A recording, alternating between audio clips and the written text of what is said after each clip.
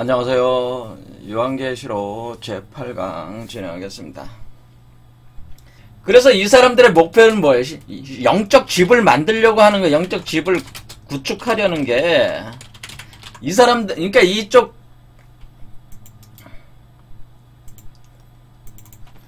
지금 우리 인류라고 하는 것은 무엇입니까? 인류라고 하는 것은 지금 사람이라고 하는 것은 지금 자신이 영생불사하고 영적 집을 구축해서 자기도 현재의 돌이 되려고 하는 게 인류의 지금 목표란 말이야, 각자의. 근데 이 사람들이, 그러니까 인류 전체가 그러니까 뭡니까? 각각의 건축자라고 자, 그래서 여기서 건축자가 버린 돌이라고 하는 얘기는 뭐냐면은, 이 건축자라고 하는 거는, 건축자는 인류 자체를 얘기하는 거예요. 그러니까 인류 각각을 얘기하는 거예요. 그러니까 다 여러분도 건축자야. 제 강의를 듣는 분들은 다 건축자. 그러니까 이 77억 인구가 다 각자 건축자야. 뭘 지으려고 한다? 영적 집을 만들려고 하는, 영적 집, 영원한 집을 만들려고 하는 거죠. 영원한 집. 영원한 집이라는 게 뭐야? 불사 영생체를 만들려는 거죠. 불사 영생체를 만들려고 하는 것이, 그 집이, 그 영원한 집이 불사 영생체인데, 그걸 만들려는 게, 만들려는 건축자들이란 말이에요, 여러분도. 다. 누구나 다. 그리고 기본적으로 누구나 다 쇠덩이는 다 가지고 있다, 그런 얘기죠.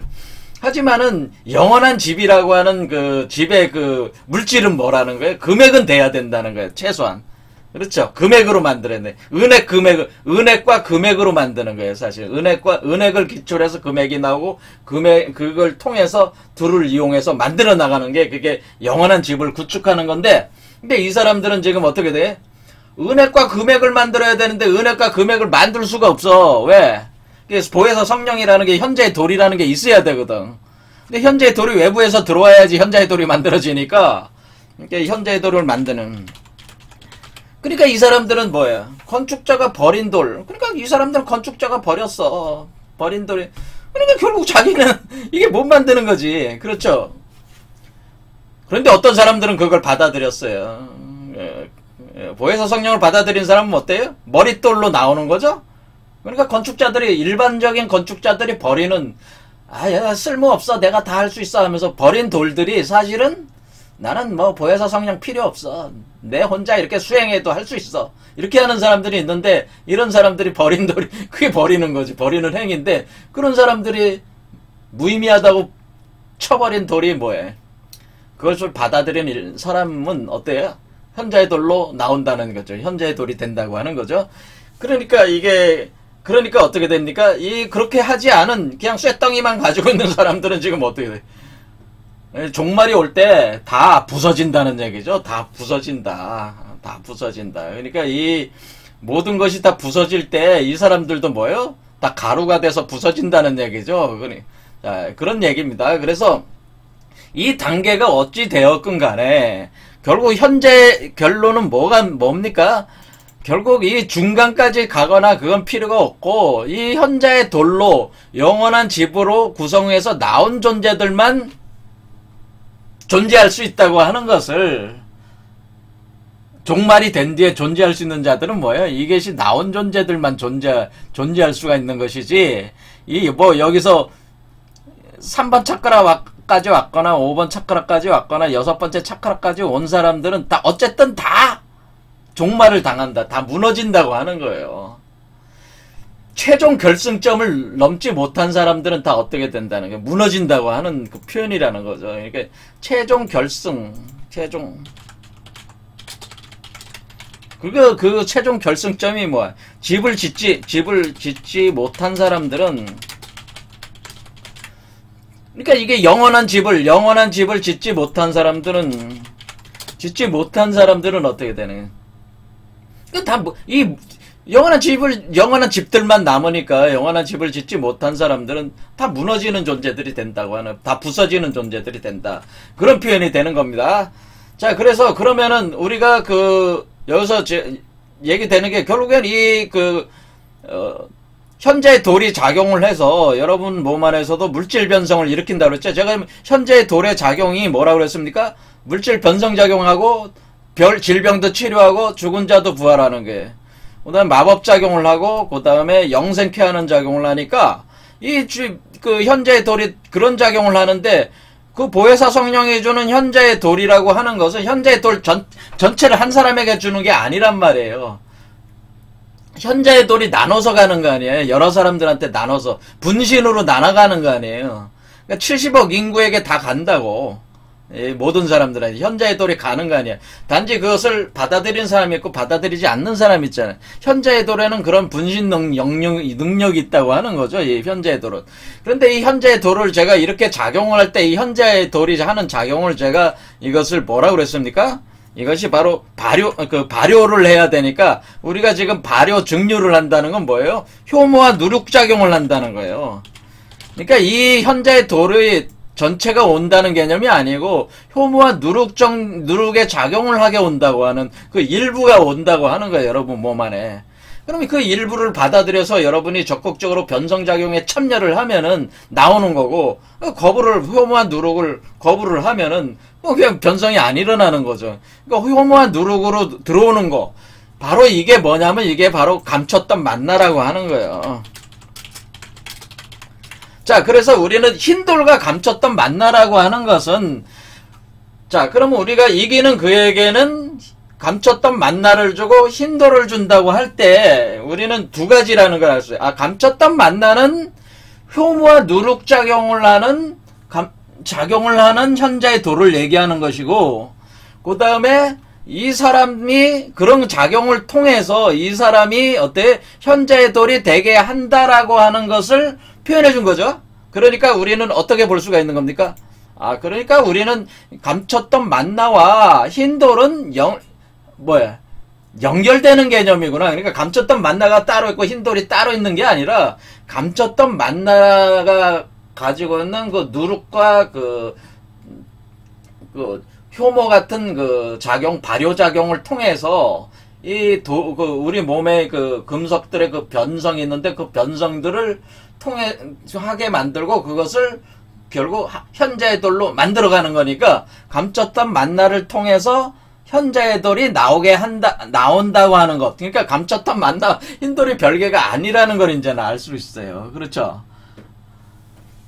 그래서 여기서 우리는 뭐를 알 수 있습니까? 그러니까 우리가 여기 우리 뱃속에서 태어나는 우리 갓난아이로 태어나는 아이가 먹는 음식은 뭐라는 거예요? 사실은 돌이라는 거지, 돌. 금속이라는 거죠. 은액과 금액이 바로 이 아이가 먹는 음식이란 말이야. 하늘나라의 음식이란. 그러니까 은액과 금액을 먹으니까 이 아이의 몸이 뭐가 되겠어요? 금속이 되는 거지, 금속. 이것을 가리켜서 우리가 동양학적으로 이렇게 나오는 이 돌에 대해서 우리가 동양학적으로 뭐라고 하면 경신금이다라고 하는, 경신금.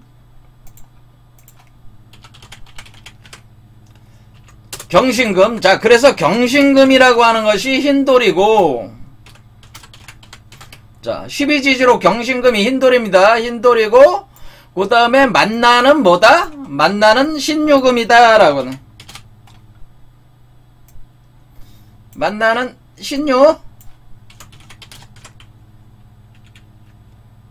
신유금이 이것은 만나예요. 그러니까 신유금을 줘서 경신금을 만든다는 걸 하는 건데, 경신금은 99, 숫자로 99, 신유금은 숫자로 4입니다. 그러니까 사금을 줘서 구금을 만든다, 그런 뜻이에요. 그러니까 사금을 넣어가지고 이 사람한테 사금을 발효로 줘가지고 이 사람의 사금을, 그러니까 현자의 돌이 되는 요 존재가, 보혜사 성령이 사금을 주면은 여러분 몸 안에 사금과 작용을 해서 변성을 해가지고 그것이 구금으로 나오는 것이다, 그런 얘기. 그러니까 사금을 줘서 사금에게 작용을 하는 거야. 그러면 구금이 나오는 거야. 사금을 줘서 또는 이수에도 구금이야. 근데 이거 하급적 구금이요. 그러니까 이게 금의 변성이 있다면. 근데 여기서 주로 사금이들. 그래서 40년이다라고 우리가 40년 동안 사막을 걸었다고 하는 것이 사금을 줬다는 뜻이에요.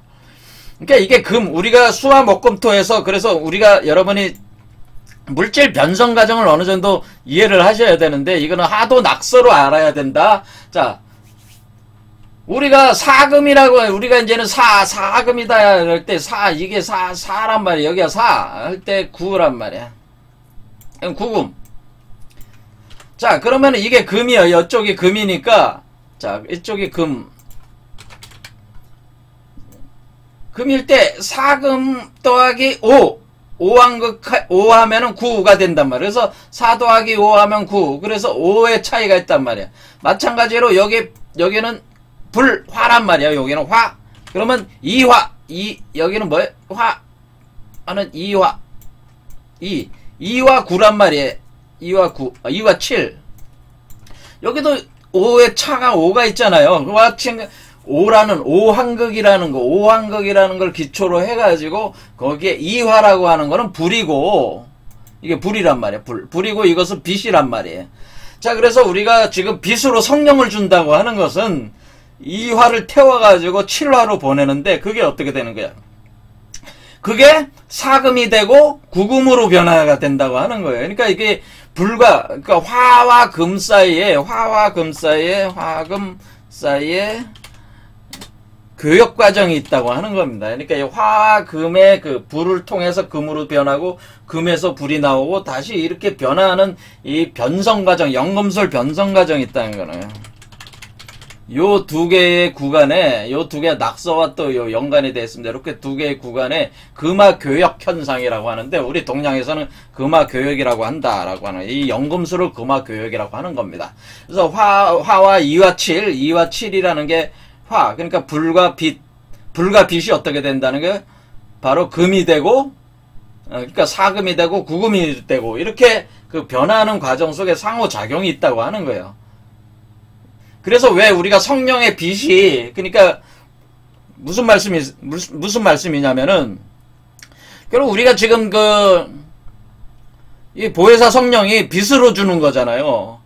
빛으로 주는 것이 몸 안에서는 불로 변하고, 불로 변하는 것이 금이 되고 4금이 되고, 4금이 된 것이 9금이 된다고 하는 거예요. 또 자, 이와 같이 빛과, 그러니까 불과 화와 금 사이 화금 교역이 바로 연금술 핵심이고, 이것은 불, 빛, 4금, 9금, 바로 4금은 밀과 포도, 그 다음 밀과 포도가 발효되고 증류가 돼가지고 뭐가 돼? 포도주가 되고 빵이 되는 거예요.